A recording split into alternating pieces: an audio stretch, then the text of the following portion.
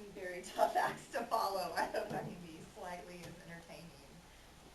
First of all, thank you so much for the turnout today and for having me here in Magnolia. Um, I was here a few months ago and had a delightful time, and that's the God's honest truth. Um, I went around the town. I visited businesses. I spoke with business owners, and I have to say I was very impressed. Impressed with, and nobody, unless it got down to it, Jennifer knew who I was. I introduced myself to Jennifer to Kelly because I was directed to go there specifically. Nobody else knew who I was. I did not say what I was here for. I just kind of like to go around incognito and experience the town like anybody else would, coming to your town as an outsider. And Jennifer is right. I was very impressed with the level of service, the delicious food. I don't think I gained 10 pounds, but I wasn't here long enough. So maybe if I would have stayed longer. I stayed on the square in the loft. I feel like it's really important to try to stay in local places and nearby. And even for the weekdays that I was here, it was quite busy. So that was very promising to me. And that was with no planned event in town. That was just on a normal weekday. So that being said, I'd just like to introduce myself. I'm from Leisure and Recreation Concepts. I'm the Director of Research at LARC, and LARC has been around more than 40 years. And we are primarily entertainment consultants. So, and we're turnkey consultants. So we do everything from initial feasibility and economic research to design and management of facilities, big and small. We do theme parks, but we also do aquatic centers.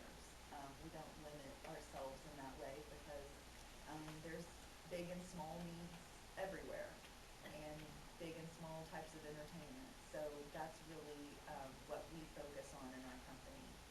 And we were hired by the city to, initially we were really involved in the water aspect until I came here and we met and we discussed the need for the playing fields. And so our scope of work grew to encompass that idea, and I think it's really important that it did because there's a definite need here. I'm just going to go through the highlights of the study that was written, and it's going to be a lot of things thrown at you, but please afterwards let me know if you have any questions. I'd be glad to address anything that may seem confusing or that maybe doesn't connect, because I'm not going through the study page by page, so I'm just kind of giving you some highlights here. But the basic conclusions that we came to from our research is obviously when you have a facility that can host events that involve people from outside of your community, you are generating dollars in your community that turn over 1, 2, 3 times, like Jennifer said. So you have someone that will spend money in the restaurant. Your restaurateur, the owner of the restaurant, the people who work the restaurant, they take that money and they spend it somewhere else in your community, and that money gets spent somewhere else. So to just look at the small scope of how you serve your local community is limiting the potential of these types of facilities. Although that's a very important component, and it's very important to include the community because that's who is here and who's going to use it the most, you're limiting the possibility and the potential. And based on what we found in just some very basic research, the potential, the demand is here, and the demand is leaving your community and spending money in other cities that bit the bullet and built facilities to accommodate those types of tournaments and games and swim meets, because they obviously saw the need and felt like they had enough need within the region to host those types of facilities. It's important to, and I think you have the right people in place in all of the programs to understand that these facilities have to be constructed to be tournament ready and meet ready, so you're not just putting down some grass and enclosing it in a fence. You are preparing those facilities to be able to host tournaments that have 2, 3, 4 consecutive games that are happening simultaneously, that have features, that have seating, that have parking, that have accessibility, that have signage.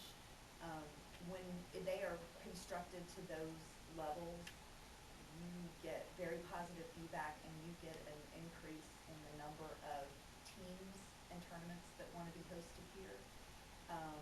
And it starts to spread throughout the region. So so that's just from the facility aspect of it. Then when you look in the community at all of the supporting businesses that you have, when you host a tournament that you go Friday through Sunday, or just all day Saturday, just start with all day Saturday, for example. You have to have a place to eat. You have to have a place to buy sunscreen. You have to have a place to get some water and some Gatorade.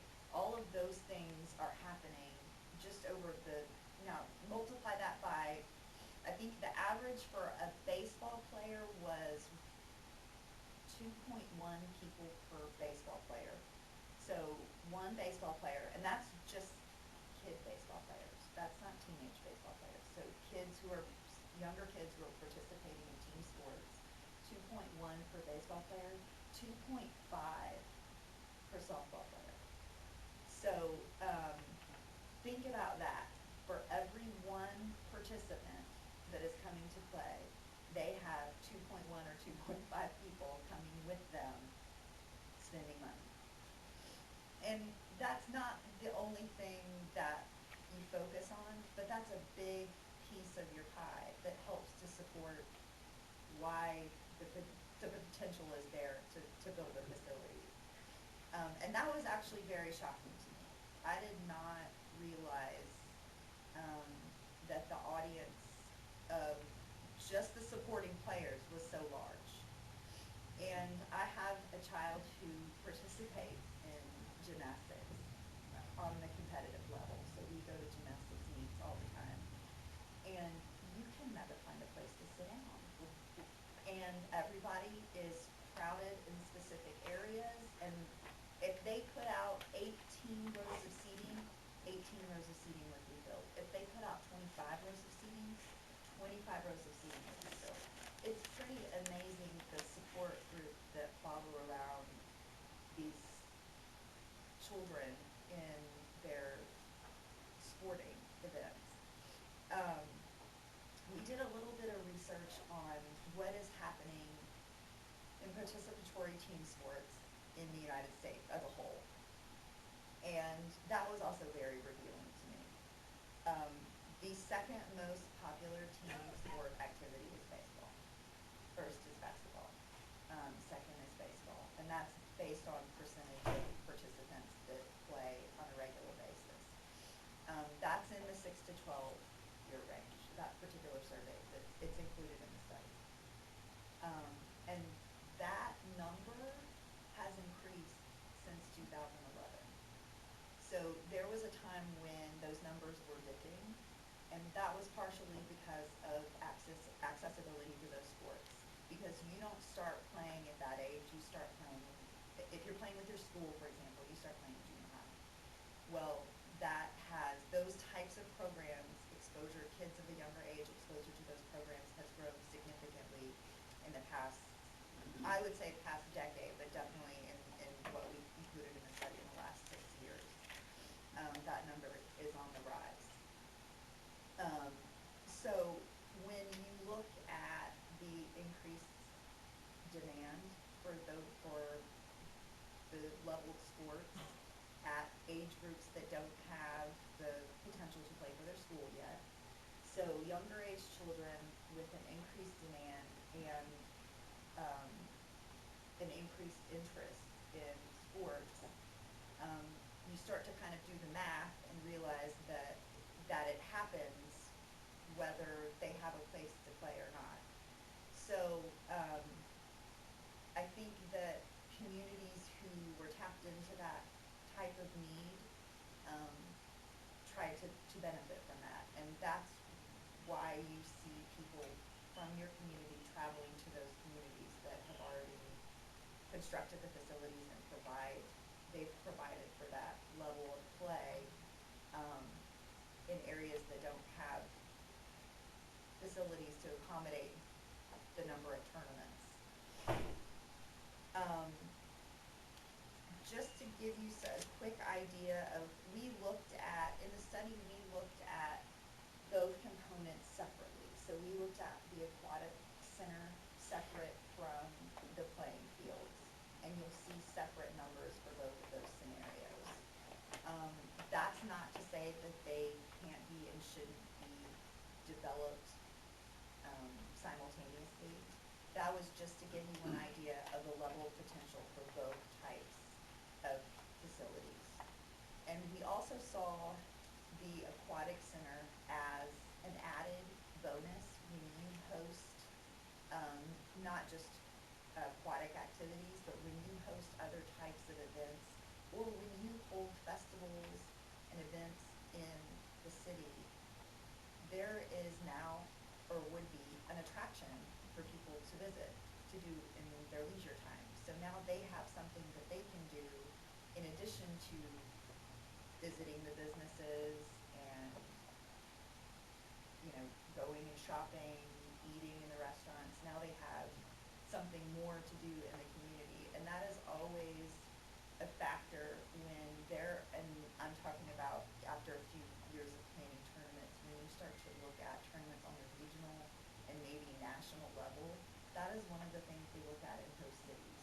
How many restaurants do you have? How many hotel rooms do you have? What do you have to do for the families that have younger siblings that come along, for the families that want to do something in their downtime? Do you have something to offer in that community? If you do, you're on our radar for regional and national tournaments. It's kind of like when people are planning conferences in specific cities. A lot of times when people send conferences and meetings to specific cities on the corporate level, part of the reason for choosing specific locations is because they have supporting amenities that people can visit in their downtime, because that's turning over dollars in the community. So that's also something to consider on the aquatic side of it. So we projected an attendance for the aquatic center in the initial year of 97,000. When you think about, now that is not 97,000 people. That is an attendance of 97,000. So that is one person going 4 times, or one person going 5 times, or a family going 3 times. That's just a number to give you a head count through the door of the facility. That is not swim teams. That is a totally separate revenue stream. Swim teams and swim meets are completely separate from people who would be visiting it as a leisure attraction. The sports complex is a little bit different in our approach, but just to give you an idea, so we're comparing apples to apples, we have an average participation number of 51,000. And then I don't know if that's going to be very obvious in the spreadsheet that you have, but we sort of break down that number in the study and explain how that contributes to league play. So we divided it into adult leagues, youth leagues, camps, offering different types of camps and workshops. And both facilities, we have included the potential for special events and for rentals. So that could be a special event that's held during a festival that you have in town. That could be a special event that maybe a company in town rents for the night or for the weekend for some sort of activity. That potential is there if you market the facility in that way. So the gross revenue stream for the aquatics, I'm sure that you can see in the papers you received. We projected 1.8 million for the aquatic facility, for the of a little over 1.2 million and an EBITDA of 575,000 with a revenue break-even point of 921,000. So that means that once you hit that level of revenue, you have broken even in your operations and you start to turn a profit after that. For the sports facility, gross revenues are projected at a little over 1.2 million, expenses 1.1 million, with an EBITDA of 96,000, and a revenue break-even level at 913,000.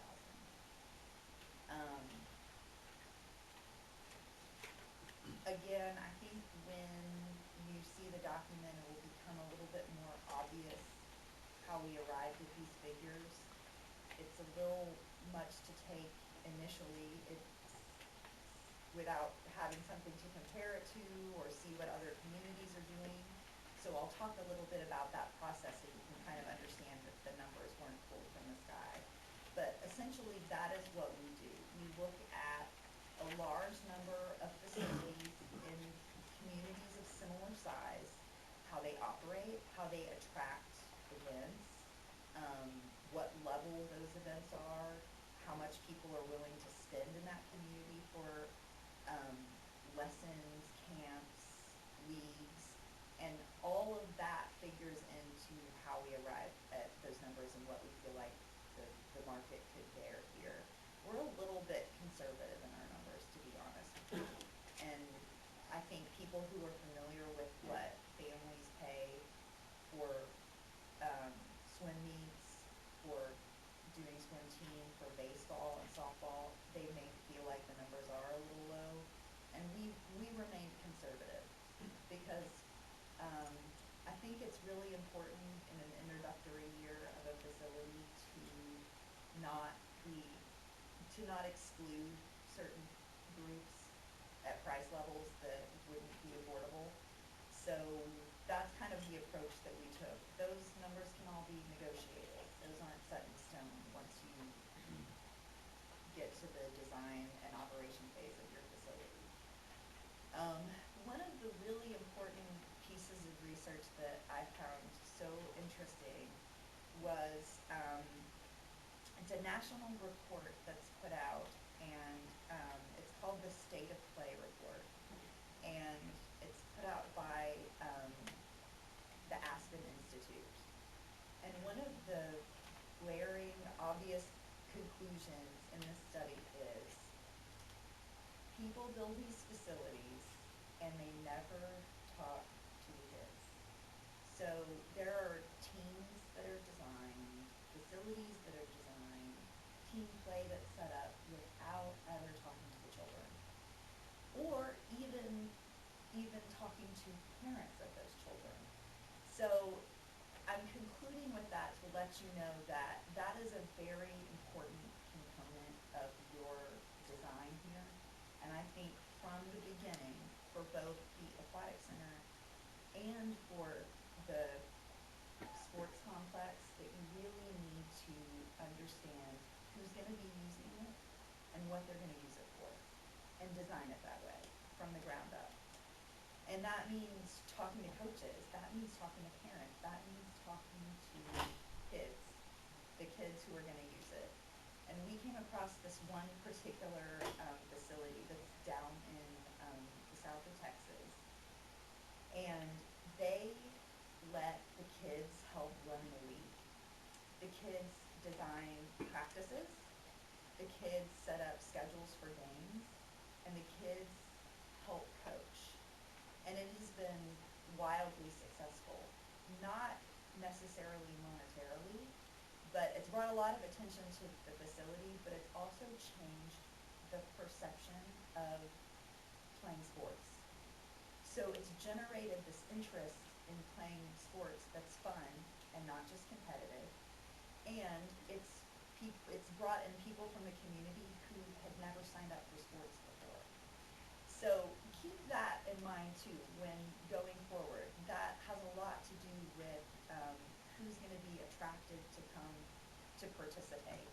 It's not just going to be people with deep pocketbooks. It's going to be people who may go on to the high school program, who may stay stay here and go to the university program.